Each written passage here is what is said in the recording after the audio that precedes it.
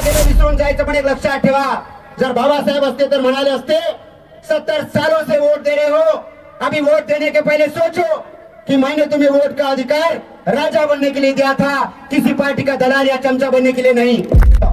पण या काँग्रेस बीजेपीने आम्हाला आतापर्यंत केवळ फुकटाचं राशन चालण्याचा प्रयत्न केलेला आहे। पण एक महापुरुष म्हणतात, जिस कौम को मुफ्त में खाने की आदत पड़ जाती है वो कौम कभी क्रांति नहीं कर सकती।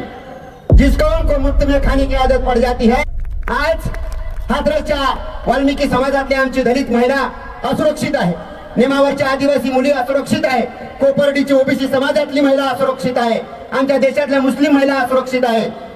परंतु एखादी सवर्ण समाजातली मुलगी दिल्लीच्या निर्भया कांडमध्ये जर तिच्यावर बलात्कार झाला तर रातोरात कोर्टाचे दरवाजे उघडले जातात, वटहुकूम काढला जातो, विशेष कायदा बदलला जातो, पोस्को सारखा कायदा सुधारण्याची तयारी या देशामध्ये होते। पण दलित आदिवासी ओबीसी आणि मुस्लिमांच्या पोरींवर जर बलात्कार झाला तर हे लोक प्रयत्नही करत नाहीत, कारण हे या कार्यक्रमाची प्रस्तावना करतील अशी मी त्यांना विनंती करते।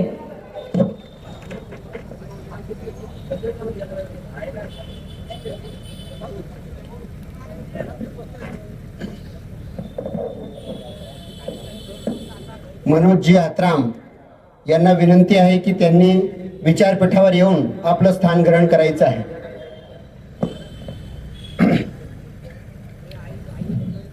आज या नागपूर नगरीच्या बेजनबाग ग्राउंड मध्ये आदिवासी आरक्षण बचाव सत्ता संपादन परिषद आयोजित करण्यात आलेली आहे। या कार्यक्रमाचं जे आयोजन आहे त्यामागे खूप मोठी पार्श्वभूमी आहे, कारण या आजच्या विषयामध्ये सत्ता संपादन हा जो शब्द आलेला आहे तो अत्यंत महत्त्वाचा आहे। आजच्या या कार्यक्रमाला उपस्थित असलेले आमच्या महाराष्ट्र राज्यातील गोंडवाना गणतंत्र पार्टीचे प्रदेशाध्यक्ष माननीय श्री हरीशजी उईके, तसेच गोंडवाना गणतंत्र पार्टीचे प्रदेश सचिव सुधाकरजी आत्राम, राजेशजी इरपाते, संतोषजी चंद्राकर राष्ट्रीय महामंत्री आणि आमच्या मध्य प्रदेशातून आलेले आणि ज्यांनी 2023च्याही विधानसभा निवडणूक अमरवाडा क्षेत्रातून लढवली असं एक तरुण झुंजार नेतृत्व आणि संपूर्ण महाराष्ट्र काय मध्य प्रदेश काय ज्यांचा आवाज ऐकण्यासाठी उत्सुक असतो असे आमचे मोठे बंधू देवरावनजी भलावी, महाराष्ट्र प्रभारी युवा नेता, गोवारी समाजाचे नेते भगवान भाऊ बोंडे, माना समाजाचे नेते अरविंद भाऊ सांदेकर, महादेवजी टेकाम कोलाम समाजाचे नेते आणि विचारपीठावर बसलेले इतरही सर्व सन्माननीय व्यक्ती, आपला आजचा हा जो काही कार्यक्रम आयोजित करण्यात आलेला आहे या कार्यक्रमाचा उद्देश जरी सत्ता संपादन असला तरी ही लढाई आमच्या स्वाभिमानाची, सन्मानाची आणि आमच्या अस्मितेची लढाई आहे। या गेल्या 75 वर्षामध्ये या भारतामध्ये केवळ आदिवासीच नव्हे तर या देशातील एससी, एसटी, ओबीसी, मायनॉरिटी या समाजावर होणारे अन्याय आणि अत्याचाराच्या विरुद्ध आम्हाला बंड पुकारायचा आहे। आणि हा जो बंड आहे तो बंड केवळ सामाजिक लढाईतून होणार नाही, केवळ मोर्चे आणि आंदोलन काढून होणार नाही, तर त्याच्यासाठी तुम्हाला सत्तेच्या चाव्या हातामध्ये घ्याव्या लागतील। या देशामध्ये भारतीय संविधान डॉक्टर बाबासाहेब आंबेडकर, जयपाल सिंह मुंडा यांच्यासारख्या सन्मान्य व्यक्तींच्या परिश्रमातून या देशाला भारतीय संविधान मिळालं। या भारतीय संविधानातून डॉक्टर बाबासाहेब आंबेडकरांनी आम्हाला सर्वप्रथम 2 गोष्टी दिलेल्या आहेत। एक म्हणजे आम्हाला आरक्षण दिलं आणि दुसरं म्हणजे आम्हाला मताचा अधिकार दिला। आरक्षणाची व्याख्या केली त्यांनी की reservation is not the matter of bread and butter but it is the matter of participation in governance. म्हणजे आरक्षण हे काही भीक नाही आहे, आरक्षण म्हणजे गरिबी निर्मूलनाचा कार्यक्रम नाही, पोटभराचा कार्यक्रम नाही आहे, तर आरक्षण म्हणजे प्रतिनिधित्व आहे। प्रत्येक शासन आणि प्रशासनाच्या कार्यालयामध्ये आमचा प्रतिनिधी असला पाहिजे। या देशातील आदिवासी समाजाचा, दलित समाजाचा, ओबीसी समाजाचा आणि अल्पसंख्याक मुस्लिम असो, शीख असो, बौद्ध असो, ईसाई असो, जैन असो, पारसी असो, या संपूर्ण अल्पसंख्याक समाजाचा सुद्धा प्रतिनिधी असला पाहिजे, यासाठी आम्हाला बाबासाहेबांनी आरक्षण दिलं. पण या 75 वर्षांमध्ये आम्ही पाहतो की मला मताचा अधिकार दिला, पण आम्ही वर्षानुवर्ष या देशातील आदिवासींनी, या देशातील दलितांनी आपण त्या लोकांना मतदान करत आलोय ज्या लोकांनी आम्हाला बर्बाद करण्याचा कार्यक्रम सुरू ठेवलाय. आणि म्हणून आमचे हरीशजी उईके साहेब यांनी ठरवलं की आता थांबणं नाही. या महाराष्ट्राच्या मातीमध्ये पुन्हा एकदा संपूर्ण बहुजन समाज एकत्र आणायचा आहे. आणि म्हणून भारत आदिवासी पार्टी असो, गोंडवाना गणतंत्र पार्टी असो, किंवा वंचित बहुजन आघाडी असो, बिरसा ब्रिगेड, माना जमात समन्वय समिती, आदिवासी गोंड गोवारी युवा शक्ती संस्था, हलबा हलवी संघटना, कोलाम आदिवासी समाज संघटना, माडिया, कोरकू, भिल्ल, प्रधान अशा इतर सर्व जाती जमातींना एकत्र बांधण्याचं काम आमच्या हरीशजी उईके साहेबांच्या माध्यमातून होत आहे.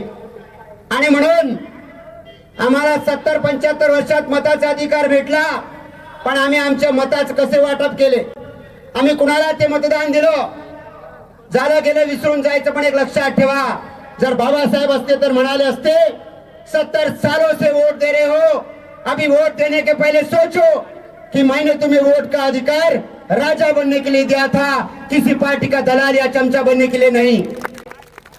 आणि म्हणून आम्हाला ही चमचगिरी थांबवायची आहे. या देशात काँग्रेस आणि भाजपने आम्हाला मोफत राशन द्यायचं ठरवलंय, पण मोफत शिक्षण देणार नाही. कारण शिक्षणातून पाठीचा कणा आमचा स्वाभिमान तयार होतो. आणि म्हणून आमची लढाई आहे. या 75 वर्षात आदिवासींच्या आरक्षणामध्ये घुसखोरी चाललेली आहे. सध्या धनगर समाजाला आदिवासीमध्ये घुसवण्याचा प्रकार GR काढून होत आहे. ही लढाई आहे. काही लढाई आपण न्यायालयीन प्रक्रियेने लढू, परंतु जे आदिवासी जाती जमातीचे आणि इतर जातींची जी लोक आहेत एकत्र येऊन आम्हाला आमचा राजकीय वाटा हिसकायचा आहे. कारण वामनदादा कर्टक म्हणतात, सांगा धनाचा साठा, टाटा बिर्ला बाटा, सांगा धनाचा साठा, आमचा वाटा कुठं आहे हो. आम्हाला बिरसा मुंडांनी सांगितलं आहे, मैं केवल देह नहीं हूं, मैं इस जल जंगल जमीन का पुश्तैनी दावेदार हूं. ये पुश्ते और उनके दावे कभी मरते नहीं, मैं भी नहीं मरूंगा. उलगुलान उलगुलान उलगुलान. आणि बाबासाहेब म्हणतात, निकाल लाया हूं परिंदों को पिंजरे से, अब परिंदों के दिमाग से पिंजरा निकालना बाकी है. आणि हा पिंजरा, गुलामीचा पिंजरा आपल्याला बाहेर काढायचा आहे. जल जंगल जमिनीचे प्रश्न आहेत. छत्तीसगडच्या हसदेव जंगलामध्ये कोळशाच्या खाणी आणि त्या अदानीला मोठं करण्यासाठी आमच्या आदिवासी बांधवांना जंगलातून हाकलण्याचा प्रयत्न सुरू आहे.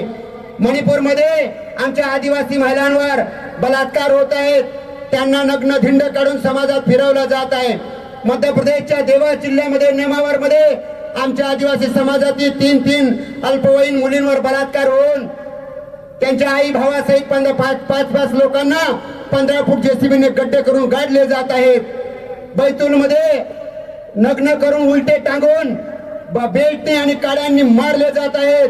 आदिवासी समाजाच्या माणसाच्या तोंडावर मुतलं सुद्धा जात आहे. इतके मोठे अत्याचार होत असतानाही आम्ही वारंवार त्या BJP आणि काँग्रेसच्या लोकांना निवडून देण्याचा प्रयत्न करतोय.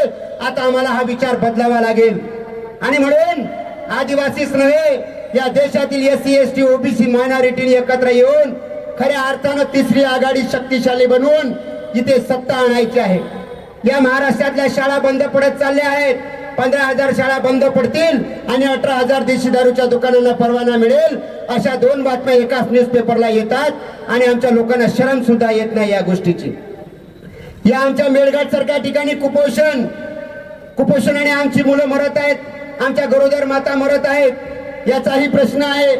सोबतच अभयारण्य सुरजागड सारखा एक प्रकल्प आहे गडचिरोलीमध्ये, तिथून आदिवासींना हाकलण्याचा प्रयत्न आहे. महेंद्री अभयारण्य वरुड तालुक्यामध्ये त्या ठिकाणी सुद्धा आदिवासींना हाकलण्याचा प्रयत्न झाला होता. आणि अभयारण्याच्या नावाखाली, कधी धरणाच्या प्रकल्पांच्या नावाखाली, कधी कोळसा खाणींच्या नावाखाली आदिवासींना देशातून विस्थापित करण्याचा प्रयत्न सुरू आहे. मनुस्मृतीने ठरवलं होतं या देशातील आदिवासी दलितांना आणि या देशातील OBC शूद्रांना सुद्धा शिक्षण, सत्ता आणि संपत्तीपासून दूर ठेवायचं. पण बाबासाहेबांनी आम्हाला संविधान दिलं. जिस कौम को मुफ्त में खाने की आदत पड़ जाती है वो कौम कभी क्रांति नहीं कर सकती। जो कौम कभी क्रांति नहीं कर सकती वो कौम कभी शासक नहीं बन सकती। जो कौम कभी शासक नहीं बन सकती उस कौम की बहन बेटियां कभी सुरक्षित नहीं रह सकती। आणि म्हणून आज हाथरसच्या वाल्मिकी समाजातली आमची दलित महिला असुरक्षित आहे, निमावरच्या आदिवासी मुली असुरक्षित आहे, कोपर्डीची ओबीसी समाजातली महिला असुरक्षित आहे, आमच्या देशातल्या मुस्लिम महिला असुरक्षित आहे। परंतु एखादी सवर्ण समाजातली मुलगी दिल्लीच्या निर्भया कांडमध्ये जर तिच्यावर बलात्कार झाला तर रातोरात कोर्टाचे दरवाजे उघडले जातात, वटहुकूम काढला जातो, विशेष कायदा बदलला जातो, पोस्को सारखा कायदा सुधारण्याची तयारी या देशामध्ये होते। पण दलित आदिवासी ओबीसी आणि मुस्लिमांच्या पोरींवर जर बलात्कार झाला तर हे लोक प्रयत्नही करत नाहीत, कारण या देशातली मीडिया तुमची नाही, या देशातलं सरकार तुमचं नाही, या देशातलं शासन प्रशासन तुमचं नाही आहे।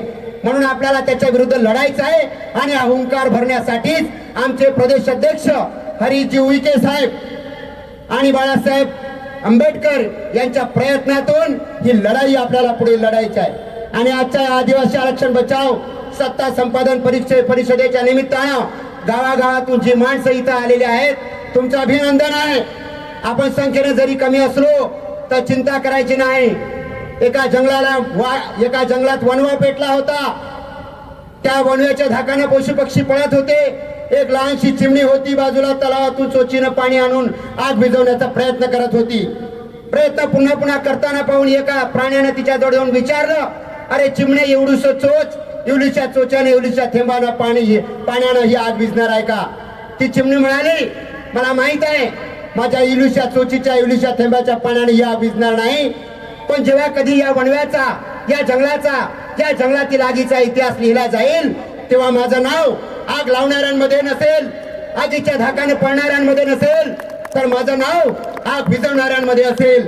आणि तुम्ही इथे बसलेले सगळी माणसं त्या चिमणीसारखे आहात। जेव्हा या देशामध्ये आग लागलेली आहे, आमच्या आया बहिणींवर बलात्कार होत आहेत, आमचे आरक्षण हिसकावलं जात आहेत, एससी एसटी उपवर्गीकरण क्रिमिनलचे मुद्दे गाजत आहेत, अशी आग लागलेली असताना ती आग विझवण्यासाठी या नागपूरच्या भूमीमध्ये या बेजनबागच्या मैदानावर तुम्ही आलेले ते चिमणे आहेत जे आग विझवण्यासाठी प्रयत्न करत आहात।